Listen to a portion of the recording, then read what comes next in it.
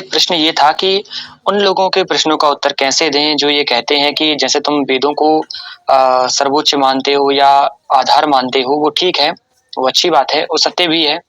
लेकिन वेद जो है तुम्हारे पास कैसे आए? क्योंकि तुम गुरु शिष्य परंपराओं को नहीं मानते हो। यदि तुमने जैसे जैसे तुम्हारे पास वेद है, तो किसी न किसी गुरु से तुमने लिए होंगे। उस गुरु ने किसी न किसी गुरु से लिए होंगे और उस गुरु ने भी किसी न किसी गुरु से लिए होंगे और ये श्रेणी अनंत काल से चली आ रही है। ऐसा तो है नहीं कि तुमने किसी भी व्यक्ति से उठाया, उसके जो वेद थे उनको प्रमाणिक मान के अपना भाष्य कर दिया। ग्रंथ तुमने कहीं न कहीं से लिए ही होंगे और यदि तुमने ग्रंथ कहीं से लिए हैं, तो फिर तुम उसका अर्थ स्वीकार नहीं कर रहे हो। तुम शब्द तो उससे ले रहे हो, मंत्र तो उससे ले रहे हो और ये कह रहे हो कि इसके मंत्र सही है लेकिन इसका अर्थ सही नहीं है और फिर तुम अपनी मनमर्जी से उसमें अर्थ लगा रहे हो, तो ये गलत है। तो इस पे प्रकाश डालिए, बताइए कि उनके प्रश्नों का कैसे उत्तर दिया जाए। प्रणाम। बिल्कुल ठीक बात है। देखिए, जो मंत्र है, पाठ है, वो तो अनादिकाल से चला ही आ रहा है। कहीं से ले, कैसे भी ले, आप किसी प्रकाशन की कोई पुस्तक ले ले, लेकिन अर्थ कोई व्यक्ति कर रहा है। अभी कुछ समय पहले के किए हुए किसी व्यक्ति की बात होगी, किसी ने दयानंद जी का किया हुआ अर्थ पढ़ा है, किसी ने उनके पहले सायण उबड़ का अर्थ पढ़ा है। तो वेद तो उसके पहले से चले आ रहे थे, तो कोई व्यक्ति ये कैसे कह सकता है कि इसी व्यक्ति का किया हुआ अर्थ ही अंतिम सत्य है? तो व्यक्ति से भूल चूक हो सकती है, उनसे भी हो सकती है, हमसे भी हो सकती है, आपसे भी हो सकती है। तो अब शब्दों का अर्थ आप कैसे करेंगे, ये बिल्कुल निश्चित है। भाई आपको थोड़ा सा तो व्याकरण का रूप लेना पड़ेगा। जैसे हम बताते हैं भाई सर्वनाम है, अव्यय है, या ये धातु शब्द है, उसमें कौन सी धातु है, उसके अनुसार अर्थ करना होगा। कोई मनमाना अर्थ तो नहीं कर सकते ना कि किसी ने जो भी पढ़ा जो चाहा अर्थ कर दिया। कुछ लोग कर रहे हैं, जैसे कहीं अस्सिदम राधा सजना सो इंद्रा बोले लो राधा जी आ गई। एक बाबा रामपाल टाइप के कोई है ना। कबीर मनीषी प्रभु स्वयं वो बोले कबीर मनीषी लो कबीर साहब यहाँ आ गए। तो इस तरह के मनमाने अर्थ तो नहीं किए जा सकते, इसका कोई अर्थ नहीं है। लेकिन जब आप व्याकरण के अनुसार धातु अर्थ करते हैं तो वो आपका किया हुआ अर्थ भी ठीक है। और हम कहते हैं वेद मंत्रों के, वैदिक शब्दों के अनेक अर्थ होते हैं और सारे अर्थ न लिखे जा सकते हैं, न बताए जा सकते हैं। कोई भी व्यक्ति, अब मैं ही अपना वेद भाष्य करूं और मैं निरंतर कह रहा हूं कि सभी अर्थ तो नहीं लिखे जा सकते, वो प्रकाशन संभव नहीं है, बहुत विस्तार हो जाएगा, है ना। कुछ हमारे पुस्तक में लिखा है, कुछ आपके साथ ये गोष्ठी में संवाद करते हुए कुछ उससे अतिरिक्त भी हम बता देते हैं। फिर भी हम नहीं कह सकते कि सारी बातें हमने यहाँ बोल ही दी। बहुत सी बातें बाद में ध्यान आती है कि हाँ भाई इसका तो ये भी हो सकता है। तो ये मान कर चलिए, आपको अपने विवेक से उसके अनेक अर्थों की खोज निरंतर करते रहना होगा। किसी अर्थ से नहीं चिपकना है। शब्द तो अर्थ बिल्कुल प्रामाणिक है, वही है। मंत्र प्रामाणिक है, शब्द प्रामाणिक है, वही है। तो अर्थ है आपको अपने विवेक से निरंतर करते रहना होगा, इसमें कोई संदेह नहीं है। ठीक है ना। तो उसका उत्तर यूं समझ लें कि वेद तो अनादिकाल से हैं, हजारों लाखों करोड़ों वर्षों से हैं, जो भी जिसकी मान्यता हो। लेकिन विश्व का प्राचीनतम साहित्य है, ये तो सब मानते हैं। अब वो हजारों लाखों करोड़ों कितने वर्ष प्राचीन है, इस पर मतभेद हो सकते हैं, कोई समस्या नहीं है। लेकिन निश्चित रूप से जिनके भी अर्थ आप पढ़ रहे हैं वो केवल कुछ शताब्दी पूर्व के हैं। तो 2, 4, 5, 7, 8, 10 शताब्दी पूर्व किसी ने अर्थ किए हैं और आप कहे नहीं यही उसका अंतिम अर्थ है, एकमात्र अर्थ है, तो ये तो ठीक नहीं है ना। आप भी समझ सकते हैं उसके पहले भी तो वेद पढ़े जा रहे थे, तो इनके अर्थ के अनुसार तो नहीं पढ़े जा रहे थे, वो कोई भी हो।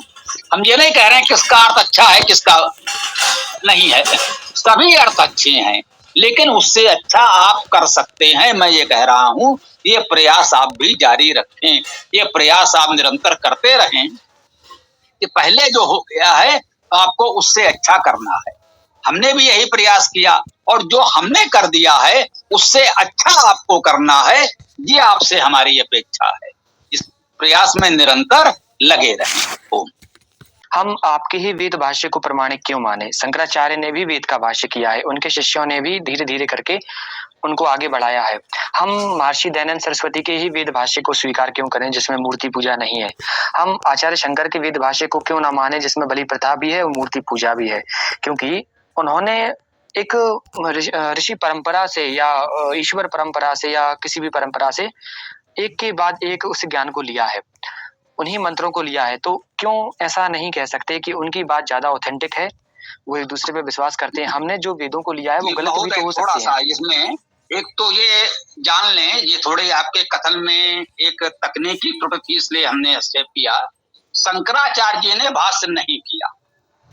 हम यही अपने साथियों से कभी चर्चा होती है तो कहते हैं कि शंकराचार्य जी 32 वर्ष की अल्पायु में चले गए। यदि वे सामान्य आयु 32 वर्ष उनको और मिलते, 64 वर्ष भी जीवित रहते, वे चारों वेदों का भाष्य कर गए होते तो आज कोई समस्या ही नहीं होती। हमारा दुर्भाग्य है कि शंकराचार्य जी 32 वर्ष की अल्पायु में चले गए, वे किसी वेद का कोई भाष्य कर ही नहीं सके। उन्होंने मात्र ब्रह्मसूत्र का, कुछ उपनिषदों का भाष्य किया है, 10 उपनिषदों का भाष्य किया है, ब्रह्मसूत्र का भाष्य किया है, ये बात ठीक है। उन्होंने किसी एक वेद का भी भाष्य किया ही नहीं, कर नहीं सके। बहुत बड़ी प्रतिभा थी, बहुत योग्यता थी, परंतु अल्पायु में चले जाने के कारण नहीं कर सके। तो एक बात तो ये। दूसरी बात, शंकराचार्य जी या कोई भी हो, सभी लोग उसी परंपरा से चले आ रहे हैं। वो भी हमारी आपकी तरह ही व्यक्ति थे, आप भी वही प्रतिभा रखते हैं। यदि कहीं भूल चूक शंकराचार्य जी से हो गई, कोई भूल चूक दयानंद जी से हो गई, हमसे हो गई, आपसे हो गई, तो आगे आने वाले लोगों को उसमें परिष्कार परिमार्जन करते रहना चाहिए, तभी तो विकास होगा। इसीलिए तो जो विज्ञान आज कहलाता है तकनीक क्षेत्र में, क्यों भौतिकी आगे है? ऐसा नहीं कि उन्होंने जो कह दिया वही अंतिम सत्य है। निरंतर उनके शिष्य उसमें सुधार करते रहते हैं। एक भाप का इंजन बना, आज उसकी क्या स्थिति है वो कहीं नहीं चलता, हो सकता है कहीं रखा हो लोगों के दर्शनार्थ। कितना विकास हो गया। एक पहला बल्ब बना जिसमें मोमबत्ती जैसा ही प्रकाश रहा होगा। आज आपके घर में जो बल्ब जल रहा है, जो विद्युत प्रकाश है, उसकी तुलना करें, नहीं उन्होंने जो किया था हमें तो बस वैसा ही चाहिए, तो ऐसा तो नहीं चलेगा ना। एक व्यक्ति ने जो किया उसके आगे आने वाले लोगों ने क्रमशः सुधार किया, इसीलिए वो सर्वमान्य है। तो ये परंपरा निरंतर बनाए रखें, उसका महत्व है। पहला इंजन जिसने बनाया उसका महत्व है, पहला बल्ब जिसने बनाया उसका महत्व है, पहला टेलीफोन जिसने बनाया उसका महत्व है, जो दूरभाष पहला बना, जो दूरदर्शन पहला बना, उस आविष्कारक का महत्व है। लेकिन अब वो कितना विकसित हो गया है, इसीलिए कि अन्य लोगों ने उसमें थोड़ा थोड़ा परिष्कार, सुधार, संशोधन करते गए। तो ये कार्य हमको वेद में भी करते रहना होगा। अनंता वै वेदा, वेद का अर्थ विस्तार अनंत है। उसे कोई भी एक व्यक्ति, वो वेद व्यास हो, शंकराचार्य हो, वो वेद के सभी अर्थों का उद्घाटन करके और लिखकर चला जाएगा, ये असंभव है, ये कभी संभव नहीं होगा, क्योंकि इतना विस्तार लिखा ही नहीं जा सकता।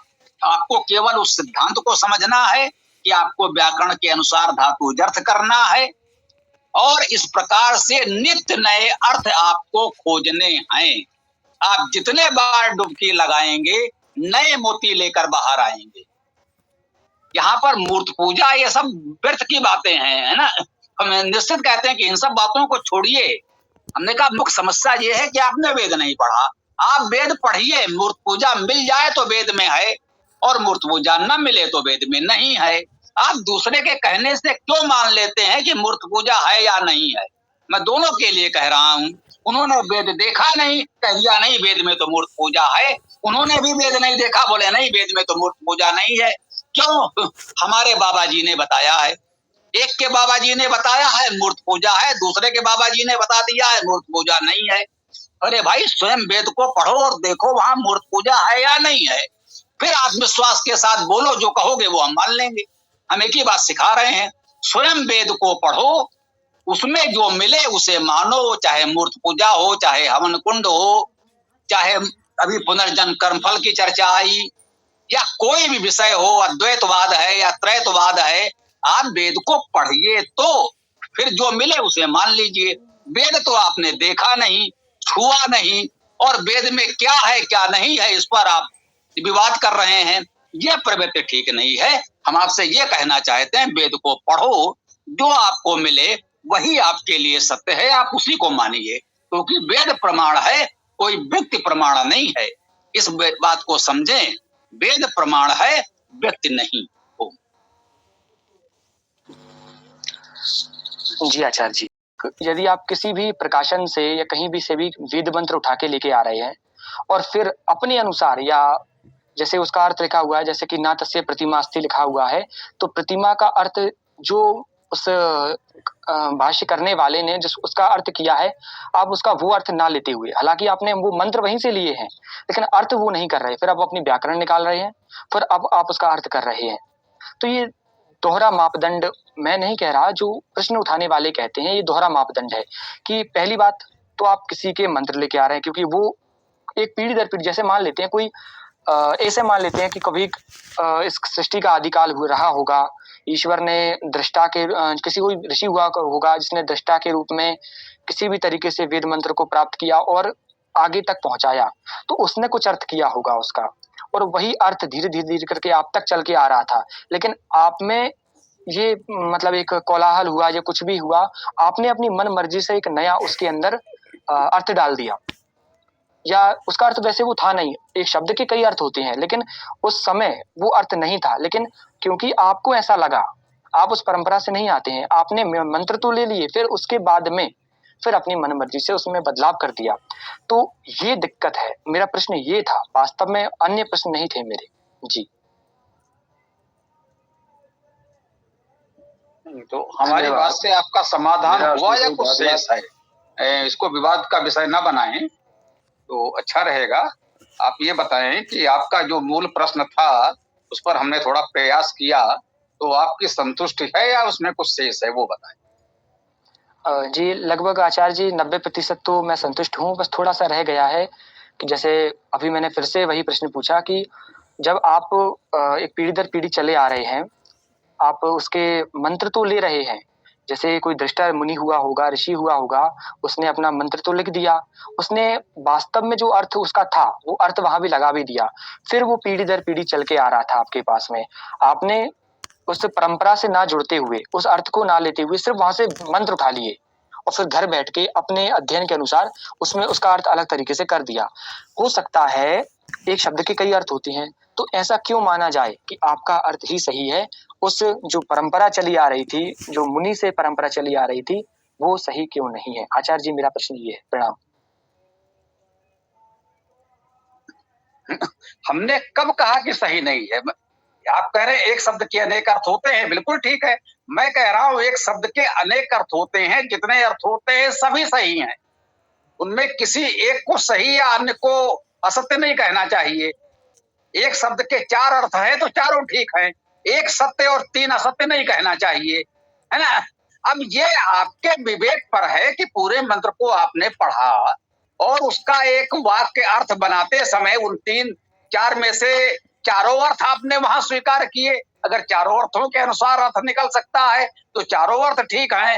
यदि लगता है कि इन शब्दों के अनुसार भाई इसमें से ये अर्थ तो उचित नहीं है, है ना, तो आपको उनमें से चुनना पड़ेगा। 4 में से 1, 2, 3 जो अर्थ आपको उपयुक्त लगेंगे वो आप चुनेंगे।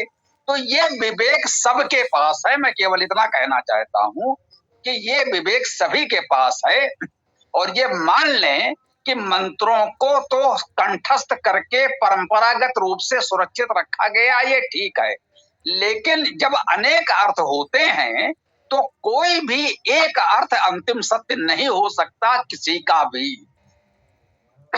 जिस परंपरा की बात कथित रूप से की जाती है तो ऐसा नहीं है। यदि मान लीजिए वेदव्यास का किया हुआ कोई भाष्य होता तो कहा जाता भाई ये 5000 वर्ष प्राचीन भाष्य है, तो है ना, स्वाभाविक रूप से उसका महत्व बहुत अधिक होता, इसमें कोई संदेह नहीं है। या उससे भी पूर्व का भाष्य उपलब्ध होता, हमारे पास वशिष्ठ विश्वामित्र का किया हुआ चारों वेदों का भाष्य उपलब्ध होता, तो निश्चित रूप से उसकी महत्ता और भी अधिक होती। लेकिन प्राचीन भाषा इतने समय तक मंत्र ही हम कंठस्थ कर लाए, यही बड़ी बात है उनके। और उस समय जब वैदिक भाषा बोलचाल की भाषा थी तो लिखकर भाष्य करने की, अर्थ करने की कोई आवश्यकता ही नहीं थी। जैसे वर्तमान खड़ी बोली में आज कोई कविता लिखे मान लीजिए तो उसका अलग से कोई अर्थ थोड़ी लिखा जाता है, उसको तो सुनकर हम समझ लेते हैं। तो वैदिक काल में तो उसका अर्थ लोग समझ लेते थे, आपस में चर्चा में उसकी व्याख्या आदि करते रहते होंगे। परंतु जब संस्कृत बोलचाल की भाषा नहीं रही तब उसका अर्थ करने की आवश्यकता पड़ी। वैदिक भाषा संस्कृत से प्राचीन है, वैदिक भाषा से संस्कृत भाषा निकली है, तो ये जान लें मूल भाषा वैदिक है, संस्कृत भी बाद की है। तो पहले जब वैदिक बोलचाल की भाषा थी तो समस्या बिल्कुल नहीं थी। संस्कृत जब तक बोलचाल की भाषा रही तब तक कुछ सरलता रही, कुछ वैदिक शब्दों में समस्या आई तो लोगों ने उसके प्रयास किए, निरुक्त निघंटु आदि ग्रंथ लिखे गए। और जब अब इस समय तो संस्कृत जानने वाले दुर्लभ हैं, तब हमको वर्तमान लोक भाषा में एक एक शब्द का प्रमाण सहित धातु जर्थ करना आवश्यक हो गया है, वो करना पड़ेगा। और वो आप प्राचीन भाषाओं का सहयोग लेकर करेंगे। मैंने जो कार्य किया तो निश्चित रूप से उबड़ सायण महीधर दयानंद उनके इन सभी भाषाओं को हमने देखा और सबसे हमें सहयोग मिला। हमने देखा भाई शब्दों का अर्थ तो सब लोग ठीक कर रहे हैं, कोई समस्या नहीं है। समस्या यही है कुछ कट्टर आर्य समाजी जिन्होंने वेद नहीं पढ़ा, ना दयानंद का वेद पढ़ा, ना सायण का वेद पढ़ा, बस उनके लिए दयानंद ही परम ब्रह्म है और शेष सायण आदि सब किसी उपयोग के नहीं है। दूसरे जिनकी बात आप कर रहे हैं वो कथित रूप से जिस परंपरा का दावा करते हैं उन्होंने भी कोई वेद भाष्य नहीं पढ़ा, उन्होंने उबड़ सायण महीधर का वेद भाष्य नहीं पढ़ा, उन्होंने कोई वेद देखा तक नहीं, बस उन्होंने सुन लिया है कि दयानंद ने कुछ अलग से मनमाना अर्थ कर दिया और बस आर्य समाज तो अधार्मिक है और सनातन विरोधी है, उनके मन में ये बैठा हुआ है। अरे भाई एक बार आप सारे को बैठ के पढ़िए तो आपका भ्रम दूर हो जाएगा। कुछ स्थानों पर आपको लगेगा कि हाँ हो सकता है दयानंद ने ऐसा किया है, नहीं करना चाहिए था, पहले का ठीक था। कहीं पर आपको लगेगा कि नहीं नहीं यहाँ वो सायण वाला समझ में नहीं आ रहा था, दयानंद ने और स्पष्ट कर दिया, है ना। मैं क्यों कह रहा हूं और स्पष्ट कर दिया, पता नहीं आपकी जानकारी में है या नहीं। सबसे पहले उबट ने यजुर्वेद का भाष्य किया, उसके पश्चात सायण ने बचे हुए 3 वेदों का किया, फिर महीधर ने उबट के किए हुए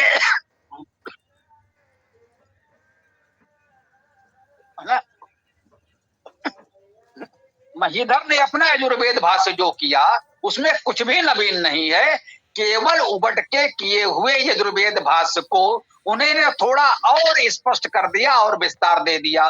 मैं स्वीकार करता हूं मेरे स्वाध्याय में मुझे लगा कि उबट ने जो किया था महीधर वाला जब पढ़ते हैं तो अधिक समझ में आता है।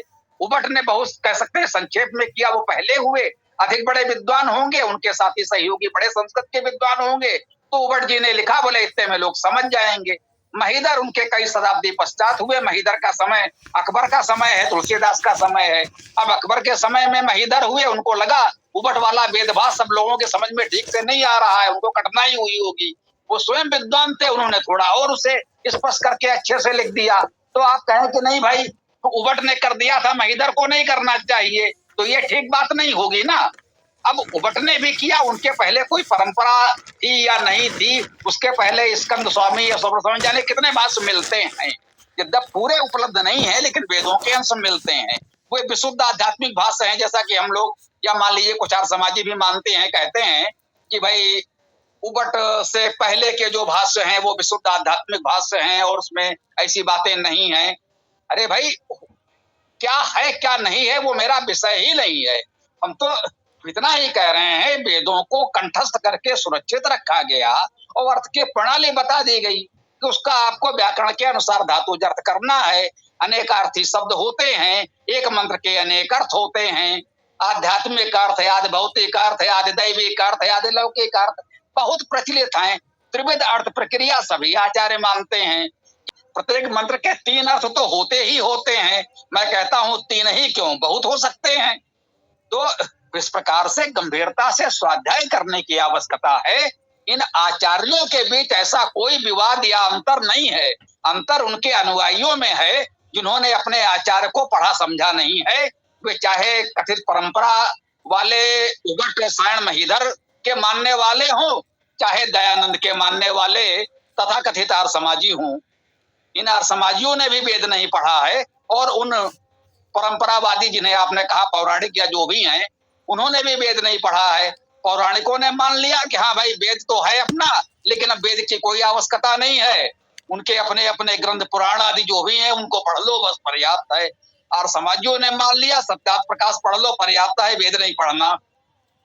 तो दोनों को वेद नहीं पढ़ना, तो दोनों अवैधिक हो गए मेरी दृष्टि में। तो मैं कहता हूं भैया सत्यार्थ प्रकाश और पुराणों के बीच विवाद मत करो, अच्छा हो वेद पढ़ लो, सारा विवाद समाप्त हो जाएगा। ठीक है ना? जी आचार्य जी, मेरे प्रश्नों का उत्तर मिल गया है, धन्यवाद।